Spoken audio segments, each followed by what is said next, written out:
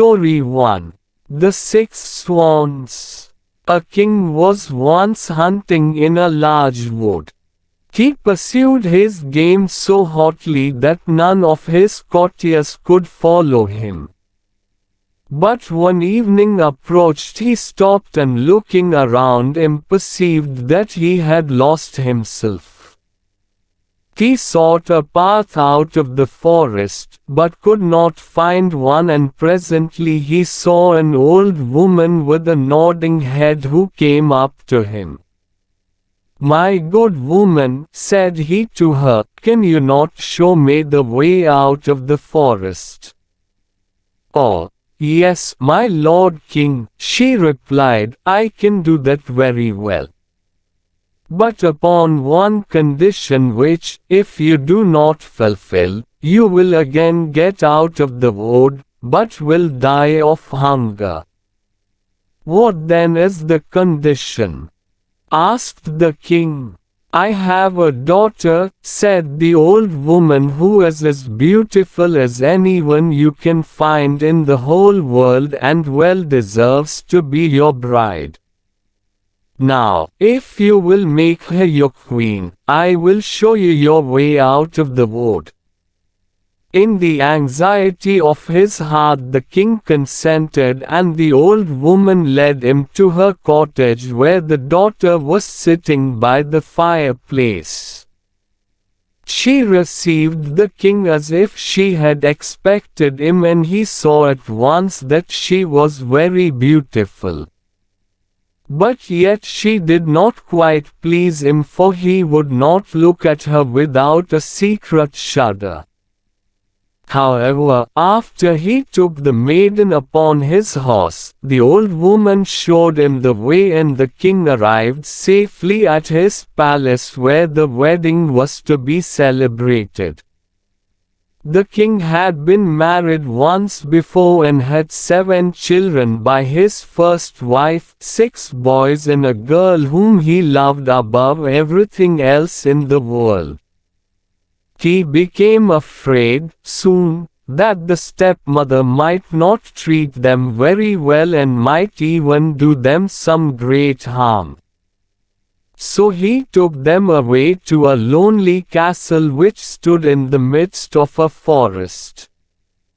This castle was so hidden and the way to it so difficult to discover that he himself could not have found it if a wise woman had not given him a ball of cotton which had a wonderful property.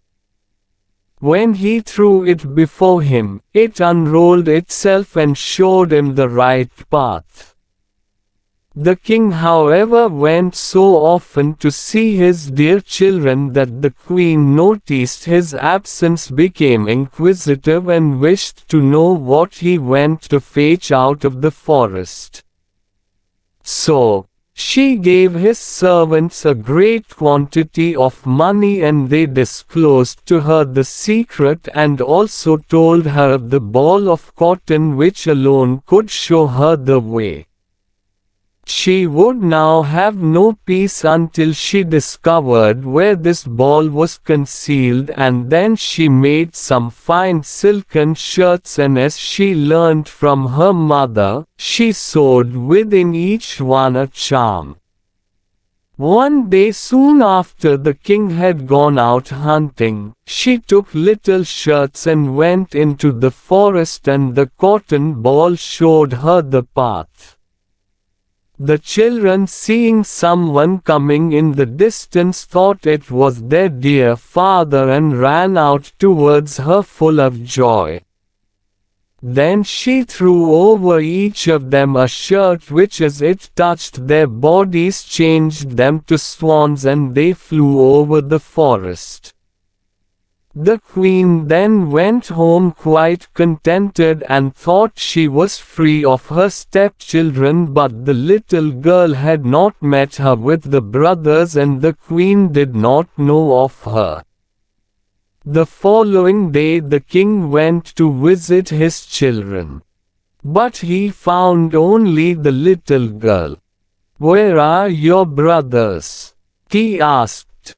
"Ah, "Dear father," she replied, "they have gone away and left me alone." And she told him how she had looked out of the window and seen them changed into swans which had flown over the forest, and then she showed him the leathers which they had dropped in the courtyard and which she had collected together. The king was much grieved. But he did not think that his wife could have done this wicked deed, and as he feared his only daughter might also be stolen away, he took her with him. She was, however, so much afraid of the stepmother that she begged him not to stop more than one night in the castle. However, the king comforted her and made her stay with him since he did not want to part her again. Story 2. The Son of the Lioness. Once upon a time there was a tremendous fuss and quarrel among all the animals. They were arguing hotly about who had the finest children. Every one of them, from the frogs and the caterpillars to the rabbits and the rats, declared that no families had ever been born like their families, and that it was a great pity their children and grandchildren and great-grandchildren were not numerous enough to fill the whole world. Anyway, they said, they would go on doing their best. The caterpillars and frogs would lay eggs by the hundred. The rabbits would make new warrens, and the rats would take possession of ever so many more drains. Then, surely, it would be agreed that a caterpillar, or a frog, a rat, or a rabbit, had the glory of giving to the world the finest children that had ever been born in it.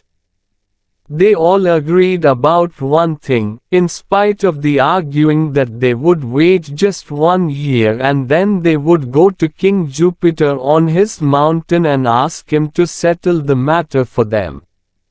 So, for a year, they laid their dispute aside. At the end of it, they sent a message to the king of the mountain saying that they would like to have the privilege of calling upon him and would bring all their families along with them. King Jupiter sat on his shining throne, and up the sides of the mountain came the long strings of animals. Mount Olympus had seen some strange sights, but perhaps this procession was the oddest of all. First came Father and Mother Hedgehog. Very squat they were, very brown and prickly. They were followed by 7 little hedgehogs, just as prickly, just as brown, and just as squat. When they saw King Jupiter, they were all so startled that they rolled themselves up into balls and lay quite still in front of him. But even in this rather ridiculous position, Mother Hedgehog might be heard murmuring from the middle of her stiffened spines many things about the beauty and number of her children. The hedgehogs had to make way, however, for a much larger party, a whole family of lizards. Together with Father Lizard and Mother Lizard, there were 12 little misses and masters of the same name. They were smooth yellowish little creatures with quick legs and tails that flicked about like whips. They darted all over the top of the mountain, catching flies, and no doubt amused King Jupiter very much. But they, too, had to move aside to allow him to give an opinion upon a colony of frogs. If numbers were to win the prize of excellence, surely the frogs had it. The father and the mother, solemn, goggle-eyed and fat, were followed by at least 100 of the sizes of a thumb, just like themselves. They had all come straight out of a shallow pond in a heavy shower that very morning, scrambling through the wet grass and hopping along the turnpike road such that the country folks thought they had fallen out of the clouds together with the rain. But they hadn't done any such thing. They were only skipping along after their father and mother to hear what King Jupiter had to say about them. So it went on all through that strange and wonderful day on Mount Olympus. The caterpillars came, the rats came, the rabbits came. And all of them brought a regular tribe of children, none of them a year old. Then up trotted the foxes and the badgers, the weasels and the stoats, each with 4 or 5 youngsters apiece. But at last, up the hill path came a lioness, beautiful and strong. And she had only one child, a little creature with golden eyes and splendid limbs. She led him up to Jupiter and sitting on her haunches, surveyed her glorious child in silence. Then King Jupiter came down from his bright throne and holding up his mace gave his decision in a clear and ringing voice. Listen, you fathers and mothers of rabbits, hedgehogs and frogs. It is true that you have all produced a great many children in the past year and that the lioness has produced only one. Story 3. The Strange Bird with 2 Heads. Once upon a time, there lived a strange bird with 2 heads, one facing the left and the other facing the right. The 2 heads used to fight and argue with each other, even for very simple reasons. Though they shared the same body, the 2 heads behaved like rivals. The strange bird lived in a big banyan tree along the bank of a river. One day, while flying over the river, the left head of the bird saw a beautiful tree that had a bright red fruit. The left head of the bird wanted to eat the fruit and the bird flew down to pick the fruit from the tree. The bird plucked the sweet-smelling fruit and sat by the banks of the river and started eating it. The fruit was eaten by the left head. While it was eating, the right head asked, "Can you give me a piece to taste?" The left head said, "See, we have only one stomach. So even if I eat in my mouth, it will go only into our stomach. But I want to taste the fruit, so you should give me." The left head replied in anger, "I saw the fruit and hence I have the right to eat it without sharing with anyone." The right head felt sad and became silent. A few days later, while the bird was flying over the river again, the right head saw a beautiful pink fruit in a tree. The bird flew down near the tree and tried to pick the fruit and eat it. The other birds living in the tree said, "Don't eat it. It is a poisonous fruit. It will kill you." The left head shouted, "Don't eat it. Don't eat it." However, the right head did not listen to the left head. The right head said, "I will eat it, because I saw it. You have no right to stop me." The left head shouted, "Please don't eat it.